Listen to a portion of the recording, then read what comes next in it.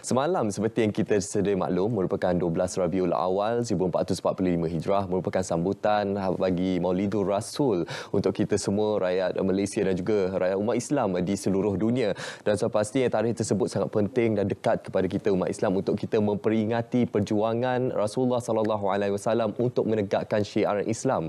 Jadi berkaitan dengan perkara itu, hari ini kita bawakan topik berkenaan mengingati perjuangan Rasulullah SAW. Jadi kita bersama dengan Ustaz Datuk Dr. Haji Zahazan Muhammad yang merupakan penceramah bebas yang akan memberikan pengisian dan juga pencerahan kepada kita pada pagi ini. Assalamualaikum Ustaz. Waalaikumsalam warahmatullahi wabarakatuh. Baik, Alhamdulillah Ustaz, tarikh 12 Rabiul Awal itu merupakan sangat penting dan juga dekat kepada kita semua umat Islam. Dan mungkin untuk permulaan ini kita imbas kembali perjuangan Rasulullah SAW dan bagaimana kita menggambarkan cabaran utama yang dilalui oleh Rasulullah semasa menyebarkan ataupun menegakkan syiar Islam. Ya, Munawar dan juga para penonton yang dimiliki Allah sekalian ya. Jadi sebenarnya bila kita menyorot perjuangan Rasulullah SAW ini, ada beberapa perkara yang penting untuk kita ingatlah. Antaranya bila Nabi SAW disifatkan oleh Allah SWT, "Wa ma arsalnaka illa rahmatan lil alamin." Kami tidak utuskan kau wahai Muhammad melainkan bawa rahmat ke seluruh alam. Itu sebab kita mengucapkan kepada orang lain Assalamualaikum warahmatullahi. Dan setiap pagi kita keluar dari rumah, maka tidak ada keberkatan hidup itu tanpa kalimah Bismillahirrahmanirrahim. Jadi ini antara ciri perjuangan Nabi SAW ataupun perutusan Nabi untuk membawa rahmat.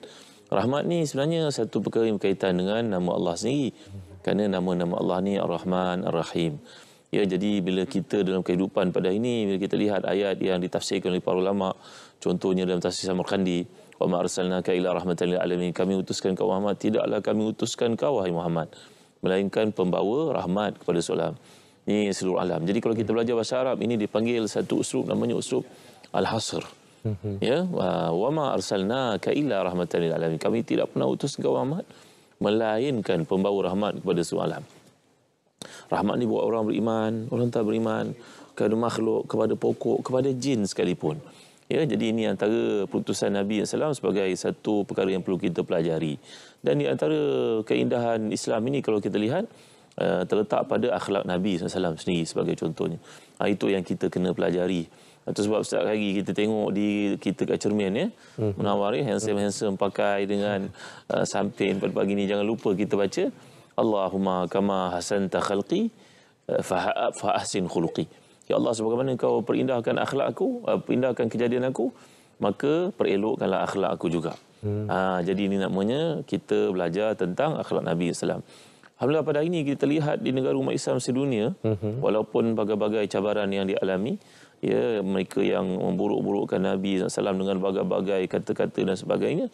Namun demikian ada setengah-setengah negara yang orang Islam ni minoriti, bilangan mereka kecil, datang Maulid Rasul ni mereka pergi menghantar contohnya coklat, bunga, entah apa lagi kepada jiran tetangga mereka di kalangan orang bukan Islam, bagi mereka menyemarakkan semangat bahawa ini lahirnya manusia yang bawa rahmat kepada seluruh alam ni.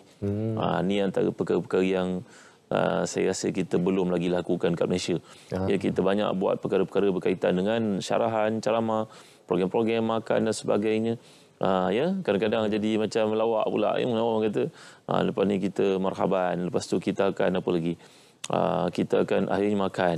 Jadi perkara yang patut kita lakukan pada ini untuk menunjukkan dengan lebih jelas lagi kepada orang di luar sana sebagai satu usaha kita untuk menarik mereka kepada Islam.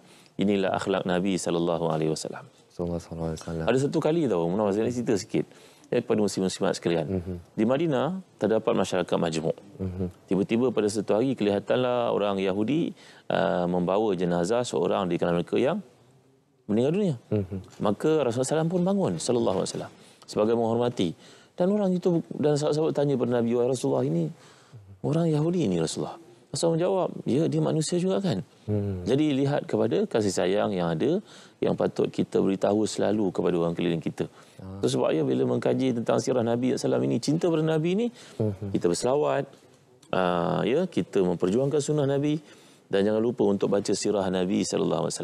Ya, supaya ingatan kepada baginda itu menyubur dan kita dapat ingat dan generasi umat Islam dapat tahu. Itu sebab antara yang digalakkan oleh para ulama pada hari berulang tahun kelahiran Nabi ini, kita bacakan kisah Nabi ini sekali lagi kepada anak kita, kepada isteri kita, kepada pekerja kita sebagai contohnya. Alhamdulillah. Dan sudah pastinya seperti Ustaz nyatakan tadi, Nabi Muhammad SAW membawa rahmat kepada sekalian alam. Ya. Dan sepastinya kita juga melihat baginda Rasulullah SAW juga merupakan seorang pemimpin, seorang panglima angkatan perang, dan juga seorang sahabat, seorang suami, seorang bapa, dan banyak sebenarnya dimensi-dimensi baginda yang kita boleh contohi untuk kita memperbaiki akhlak dan juga kepribadian kita. Jadi mungkin kita boleh memberikan satu pengisian kepada masyarakat, Ustaz. Apa antara nilai-nilai murni dan juga ketinggian kemuliaan akhlak baginda yang boleh kita praktikkan dalam kehidupan seharian kita, Ustaz? Ada banyak sudut, cuma saya nak ambil satu perkara saja. Ya, dalam keadaan kehidupan kita pada ini yang penuh dengan cabaran. Ya, Rasulullah SAW ni kalau kita lihat bagaimana Rasulullah berinteraksi dengan anak-anak. Sebagai contohnya, satu hari seorang bernama Aqra' bin Habis, seorang sahabat Nabi, melihat Nabi mencium anak cucu baginda SAW. Lalu Aqra' ni berkata, Rasulullah, saya punya 10 orang kat rumah, tak pernah saya cium mereka. Rasulullah menegur dengan mengatakan kepadanya, apa kau nak buat jika rahmat telah dicabutkan dari hatimu? Ya, jadi menunjukkan kepada kita tentang satu peristiwa lain ketika Nabi sedang salat. Datang cucu baginda SAW menaiki badan Nabi SAW. Nabi membiarkannya dan baginda jadi seperti seolah-olah seekor unta yang ditunggang. Begitu kasih Nabi. Satu hari Nabi mendapati isterinya Aisyah radhiyallahu anha itu mungkin ialah ada waktunya kita stres kan. Ya, bila kita stres jangan lupa baca la haula wala quwata illa billah ataupun baca hasbunallahu wa ni'mal wakil. Ada seorang dia baca surah Yasin untuk menghilangkan stres dia. Ya, mudah-mudahan semuanya mujarab di sisi Allah SWT dapat pahala. Maka dalam kes ini Nabi berbual dengan Aisyah dengan penuh kemesraan. Nabi bercerita, wahai Aisyah, kau tahu tak aku cerita pada engkau satu peristiwa berlaku dahulu sebelum kita ni umat-umat terdahulu. Ada 11 orang perempuan duduk, Aisyah radhiyallahu anha. Duduk mereka bersembang tentang suami masing-masing. Yang seorang bercerita bahawa suaminya ibarat seekor unta kurus yang duduk di bukit Tihama. Maknanya nak ceritakan suaminya seorang yang tak pedulikan orang. Ya, unta kurus ni adalah kurus, kita nak pergi dekat dengan dia payah, kita nak tunggang dia payah, nak ambil manfaat mengangkat benda pun susah. Jadi nak cerita apa fashion punya suami ni. Nabi cerita lagi, ada seorang lagi suami, perempuan tu bercerita tentang suaminya. Suaminya seorang yang kaya. Kalau dengar saja bunyi gendang dimainkan, menandakan ada tamu datang, maka akan diberi makan yang enak-enak. Masya Allah, hebatnya. Tapi bukan untuk kita sekeluarga, tapi dia lebih cenderung untuk jadi dermawan kepada orang lain. Ni jenis orang kalau pergi ke rumah mak, habis semua orang belanjanya, anak bini kat rumah tak dipedulikan. Ni satu kekurangan. Lalu Nabi melanjut lagi cerita seorang. Kalau nak tahu dia melanjut, kena baca dalam buku lah. Kisah Nabi SAW, apa istilahnya, sedang berbual-bual, bermesra dengan isterinya. Dan terakhirnya Nabi cerita ada seorang perempuan namanya Ummu Zar'in. Suaminya Abu Zar'in. Mereka ni punya 2 orang anak sepasang laki. Laki seorang, perempuan seorang. Keadaan mereka ni sangat dicemburui orang. Penampilannya makna kaya lah. Pakaiannya, wangiannya, kenderaannya pada zaman itu. Ya, tiba-tiba suami aku yang bernama Abu Zar'in ni, dia berjalan, dia jumpa dengan seorang perempuan ibu tunggal, janda. Dan dia minat dengan perempuan itu. Dia mempunyai hubungan yang aku tak ketahui, akhirnya aku diceraikan. Sedih kan kisah tu kan? Dan kemudian aku berkahwin pula dengan seorang lelaki yang kaya, tetapi kekayaannya jika nak dibandingkan dengan Abu Zar yang terlalu jauh. Nabi cerita ni tujuan apa? Untuk menghidupkan semangat, motivasikan isteri ini. Dan akhirnya Nabi pun buat rumusan. Wahai Aisyah, semua kualiti yang ada pada suami-suami diceritakan isteri itu diumpati oleh isteri mereka itu. Kebaikannya ada pada aku. Cuma aku tak kaya macam dia. Jadi tuan-tuan, perlu dalam hidup ini kita mengamalkan sunnah Nabi ini. Ya, kita dari sudut mengetahui perkara-perkara yang banyak tentang Nabi SAW itu penting. Yang lebih penting mengamalkannya. Itu sebab saya kagum dengan kata-kata yang seorang cendekiawan, seorang ilmuwan, seorang NC di Melaka, UTM, Profesor Dr. Sabri Hafizahullah mengatakan, kita dalam hidup ni kita kena ada modul dan model.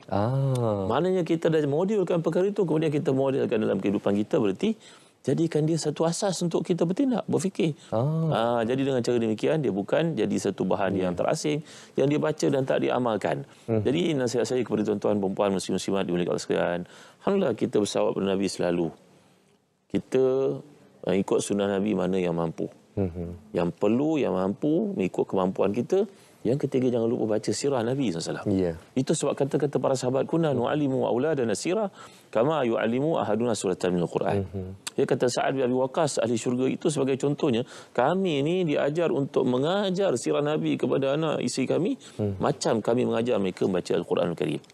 Jadi tuan-tuan, buatlah pelaburan tuan-tuan. Ya, buat pelaburan. Berarti kita kat rumah kita kan ada kitab sirah Nabi. Bacakan untuk isi anak ke, cucu ke. Ambil berat perkara ini untuk menyuburkan iman. Jangan nanti anak-anak kita kenal entah siapa-siapa, entah lebih daripada mereka kenal Nabi SAW yang akan beri syafaat untuk kita di akhirat. Okey, dan kita sedia maklum Islam yang kita anuti pada hari ini merupakan nikmat dan juga rahmat daripada perjuangan Rasulullah SAW. Dan pastinya Ustaz, bagaimana untuk kita gambarkan peranan daripada kita umat Islam ini untuk kita meneruskan lagi dakwah Islam ini, syiar Islam terus berkembang ni Ustaz? Ya, setiap kita punya peranan. Munawar seorang pengantara, penyampai TV yang hebat, yang peluang boleh mempengaruhi pemikiran umat di luar sana. Ya, seorang ketua jabatan, seorang pekerja, seorang anggota polis, seorang tentera. Ya, semua kita ni punya peranan. Ya, macam tengoklah jari kita ni 5 ni kan. Kata seorang pemikir Malik bin Nabi, tengok jari kita 5 ni. Nombor 1, pemimpin, masih bagus. Ini orang kaya. Orang kaya yang punya peranan, tunjuk je jadi. Kalau orang tunjuk, macam orang macam saya, kalau tunjuk tak jadi, tunjuk kenapa tu tunjuk Ustaz? Tapi kalau orang kaya dia tunjuk jadi. Ini adalah peranan orang tua. Orang tua ni dia mesti dihormati dan jalankan tanggungjawab menasihati. Ini orang-orang muda. Kan kita pakaikan jari ini dengan cincin kan. Yang terakhir sekali untuk anak-anak punya peranan, generasi kanak-kanak juga punya peranan. Maka jadilah kita satu anggota tangan yang kuat. Maka demikianlah kita dalam kehidupan ini tuan-tuan. Ya, setiap orang punya peranan untuk menerjemahkan, menunjuk akhlak Nabi itu. Kerana kelilin Nabi ini ada macam-macam kategori. Pemimpinnya orang bijak pandainya, orang biasa-biasanya. Orang gila pun ada bersahabat dengan Nabi SAW. Kita tahu kisah ini. Bagaimana Nabi melayani mereka. Jadi ini adalah perkara-perkara yang kita kena pelajari supaya dalam kehidupan kita dapat menunjukkan, merefleksikan imej Nabi SAW ini. InsyaAllah. Itu refleksi untuk kita semua Ustaz. Untuk kita mencontohi kepribadian dan juga akhlak Nabi Muhammad SAW. Jadi ini saja perkongsian ataupun kesempatan yang kita ada Ustaz. Dan terima kasih Ustaz atas perkongsian pada pagi ini. InsyaAllah akan memberi satu inspirasi dan juga satu makna yang cukup besar kepada kita semua umat Islam insyaAllah untuk kita mendekatkan diri kepada Allah dan juga untuk kita sentiasa memperingati Rasulullah SAW. Terima kasih saya ucapkan kepada Ustaz Datuk Dr. Haji Zahazan Muhammad, penceramah bebas kita pada pagi ini. Terima kasih Ustaz. Sama.